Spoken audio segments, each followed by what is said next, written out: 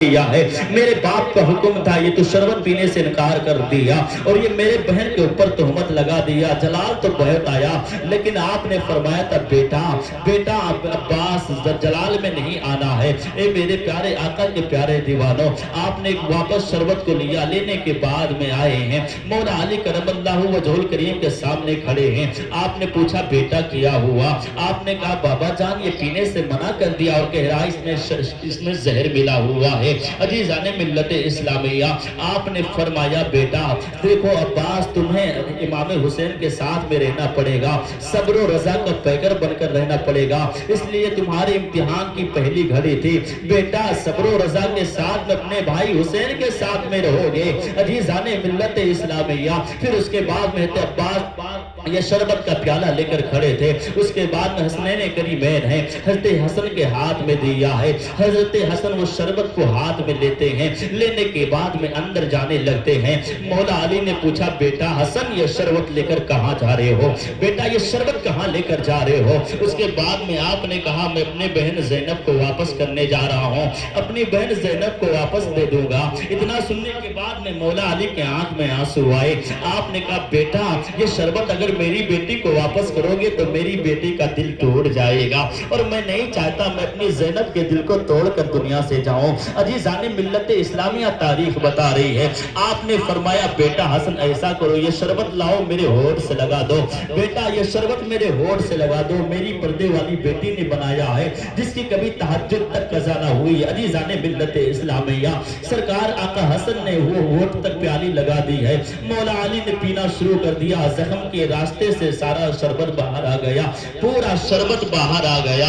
फिर उसके बाद में आपने 18 बेटों के ऊपर नजर डाली है, कहा हाय आज से मेरे बेटे प्रदेश में यतीम हो जाएंगे। उसके बाद में 18 बेटियों को देखा है, 18 बेटे एक जानिब खड़े हैं, 18 बेटियां एक जानिब खड़ी हैं। कोई अपने बाप के सिकम पर हाथ धरे बैठा है, कोई पांव पर हाथ रखकर बैठा है, कोई गर्दन पर हाथ रखकर बैठा है, कोई जख्म पर हाथ रखकर बैठा है। एक जानिब 18 बेटे हैं, एक जानिब 18 बेटियां हैं। मौला अली ने कहा बेटा हसन कहने लगे जी बाबा जान, कहा अपनी बहन ज़ैनब को बुला दो, अपनी पर्दे वाली बहन ज़ैनब को बुला दो ताकि मैं मर्तबा जी भर के देख लो। मैं पूरी जिंदगी अपनी बेटी ज़ैनब को नहीं देखा है। इतना सुनने के बाद में आप हैरत में के पड़ गए, कहने लगे बाबा जान वाकई ये मामला ऐसा है? आपने कहा मेरी बेटी ज़ैनब को बुला दो ताकि मैं उसे जी भर के देख लो। ज़ैनब वो है इतनी शर्मो हया वाली थी। फातिमा ज़हरा रज़ियल्लाहु ताला अन्हा, जब आपका विसाल नहीं हुआ था मौला अली करमल्लाहु वजहुल करीम जब दिन के उजाले में घर के अंदर तशरीफ ले आते थे तो आप अपने माँ के पीठ के पीछे छुप जाया करती थी। वो ज़ैनब है, वो ज़ैनब है जो माँ के पीठ के पीछे छुप जाया करती थी। जब हज़रत फातिमा ज़हरा रज़ियल्लाहु ताला अन्हा के विसाल का वक्त आया, आपने वसीयत करना शुरू कर दिया और कहा मौला अली सुनो सुनो, मेरे विसाल के बाद में दिन के उजाले में कभी घर के अंदर ना आ जाना, क्योंकि मेरी बेटी ज़ैनब बहुत बाहया है। जब तुम घर के अंदर दिन के उजाले में आते हो तो मेरी बेटी पीठ के पीछे छुप जाती है। ए अली जब तुम दिन के उजाले में घर के अंदर आते हो तो मेरी बेटी पीठ के पीछे छुप जाती है। मेरे विसाल के बाद में अगर आप घर के अंदर आओगे तो मेरी बेटी किसकी पनाह में छुपेगी? मेरी बेटी कहां जाकर छुप जाएगी? अल्लाह अकबर। मौला अली का बयान है जिस दिन से हज़रत फातिमा ज़हरा रज़ियल्लाहु ताला अन्हा का विसाल हुआ फिर उस दिन से आप कभी दिन के उजाले में घर के अंदर दाखिल ना हुए, कभी हज़रत ज़ैनब को देखा तक ना था दिन के उजाले में।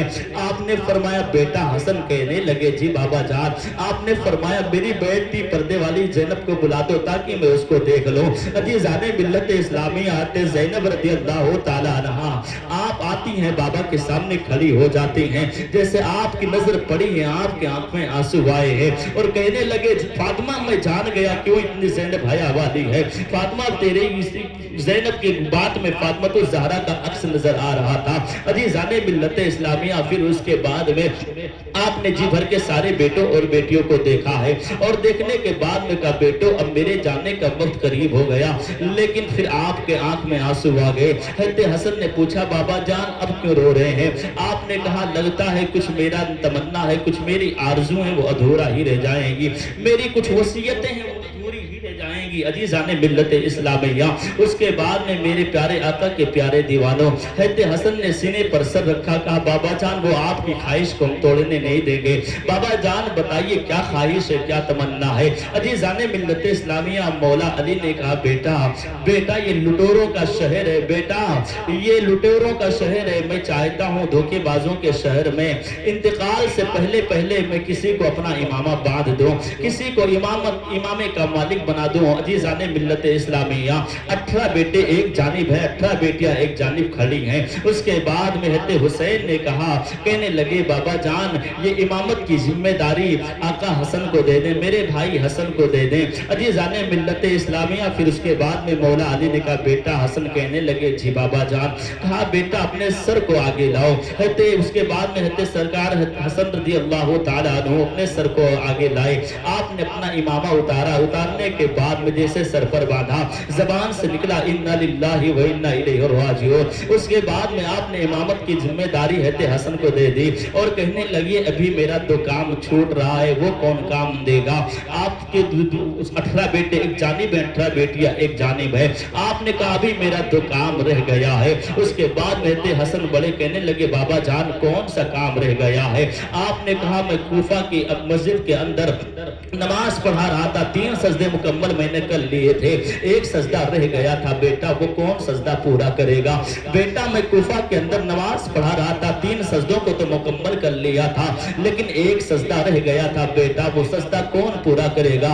18 بیٹے خاموش ہیں، 18 بیٹیاں خاموش ہیں۔ عزیزان ملت اسلامیہ، آقا حسین نے مسکرا کر جواب دیا، سینے پر سر رکھا اور کہا بابا جان امامت کی ذمہ داری میرے بھائی حسن نے لے لی ہے، تو سجدے کی ذمہ داری میں لے لیتا ہوں، یہ وعدہ میں پورا کر دوں گا۔ عزیزان ملت اسلامیہ، آپ کے آنکھ میں محبت کے آنسو آئے ہیں۔ اس کے بعد میں کہتے مولا تیرا شکر ہے میرے بیٹوں نے میرا تو کام کر دیا، لیکن ایک کام اور چھوٹ رہا ہے، میرا ایک کام اور چھوٹ رہا ہے۔ اس کے بعد میں آپ کے سارے بیٹوں نے کہا بابا جان آخری کام کون سا بچ رہا ہے؟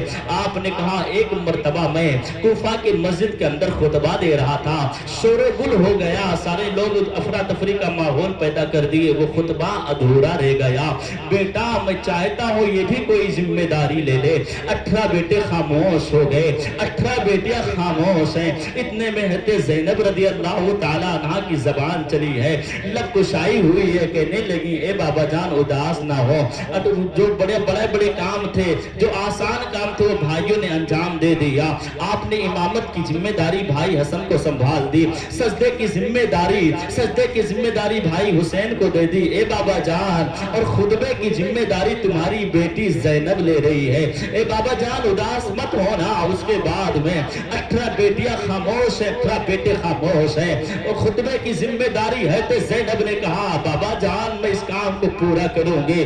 تاریخ بتا رہی ہے جب حسن مصطفیٰ کو امامت ملی ہے تو آپ نے بہت شاندار امامت کر کے دکھایا، اور جب سجدے کی بات آئی ہے تاریخ کربلا اٹھا کر پڑھ لو، شہید ابن شہید کہتا ہے آقا حسین نے اپنے باپ کا سجدہ ایسا پورا کیا، اس انداز میں پورا کیا، 72 زخم کا کر ساری دنیا نے دیکھا تھا اس سجدے کو حسین کیسے کر رہا ہے، کتنی محبتوں سے باپ کے سجدے کو پورا کر رہا ہے، پوری دنیا سجدے میں سر جاتے ہوئے دیکھا، لیکن کسی نے امام پاک کے سر کو اٹھتے ہوئے نہیں دیکھا۔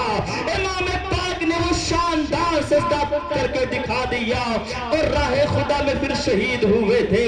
اب جب خطبے کی بات آئی میرے پیارے آقا کے پیارے دیوانوں، خیمہ جلا دیا گیا تھا، سارے لوگوں کو قیدی بنا لیا گیا تھا، بان اسلام کے ہاتھ میں ہرکنڈیاں ڈال دی گئی تھی، بیمار زین العابدین کے گلے میں توک ڈال دیا گیا تھا، اور یہ قافلہ جب یزید کے پاس میں پہنچ گیا سارے یزیدی ہی یزیدی تھے۔ اور اس کے بعد میں جب خطبے کی بات آئی ہے تو علی کی بیٹی کھڑی ہوئی حضرت زینب رضی اللہ تعالیٰ عنہ آپ یزید کے دربار میں کھڑی ہو کر آپ نے خطبہ دیا. خطبہ دینے کے بعد میں جب خطبہ دیا ایک صحابی رسول تھے وہ کھڑے ہو گئے. وہ نابینا تھے, بڑی تیزی سے کھڑے ہوئے اور زمین پر گر گئے. کسی نے پوچھا اتنی جلدی ہے, کہاں جا رہا ہے؟ انہوں نے کہا میں مولا علی کے پاس جا رہا ہوں. کہا یہاں کہاں تمہیں مولا علی نظر آ رہے ہیں؟ کہا یہ کون خطبہ دے رہا ہے؟ کہا یہ مولا علی نہیں بلکہ ان کی بیٹی زینب خطبہ دے رہی ہے. اتنا سننا تھا وہ کہنے لگے مولا کم سے کم موت دے دیتا تاکہ یہ دن نہ دیکھنا پڑتا کہ نبی کی بیٹی علی کی اولاد آج یزید کے دربار میں خطبہ دے رہی ہے. کہنے لگے مولا تیرا شکر ہے کم سے کم میں نبی نہ ہو. عزیزان ملت اسلامیہ تاریخ بتا رہی ہے حضرت زینب رضی اللہ تعالیٰ عنہا جب یزید کے دربار میں خطبہ دے رہی تھی تو آپ کے گفتار میں مولا علی کی گفتار نظر آ رہی تھی, آپ کے پرواز میں مولا علی کی پرواز نظر آ رہی تھی, آپ کی گفتگو میں مولا علی کی گفتگو نظر آ رہی تھی. اور آپ نے ایسا خطبہ دیا, آپ نے ایسا خطبہ دیا کہ جہاں وہاں پر جتنے یزید دوست دشمن موجود تھے اس خطبے کے بعد میں سارے لوگ رونے لگے. وہ حضرت زینب رضی اللہ تعالیٰ عنہا ہے. عزیزان ملت اسلامی آپ نے کہا بابا جان میں اس کام کو انجام دوں گی. اس کے بعد میں مولا علی کرم اللہ وجہ الکریم کے آنکھ میں محبت کے آنسو آئے اور کہتے لگے مولا تیرا شکر ہے میرے سارے بچوں نے میرا کام پورا کر دیا. پھر اس کے بعد میں آپ نے آنکھیں بند کر لی, آپ کی روح نکلی قبض انصری سے پرواز کر گئی. انا للہ و انا الیہ راجعون. یہ مولا علی کی شان ہے. عزیزان ملت اسلامیہ ذرا غور کریں مولا علی نے کتنی بہادری دکھائی اسلام کے لیے, کتنا علم والے تھے, اللہ نے کتنا پاور عطا کیا تھا. پھر ان کے بیٹوں نے کتنی بہادری دکھائی کربلا کے میدان میں. انشاءاللہ تعالیٰ کل کی تاریخ میں آپ حضرات فضائل اہل بیت سماعت کریں گے اور اس کے بعد پھر اب یہیں سے کربلا کی تاریخ شروع ہوگی. آپ حضرات سے گزارش ہے کہ آپ حضرات مکمل داستان کربلا تاریخ کربلا سنیں اور اس کے بعد میں وقت ضائع نہ کریں. آخری بات پھر میں چندے والی کر رہا ہوں. آپ حضرات جن حضرات کا چندہ باقی رہ گیا ہے وہ اگر برائے کرم چندہ دے دیں.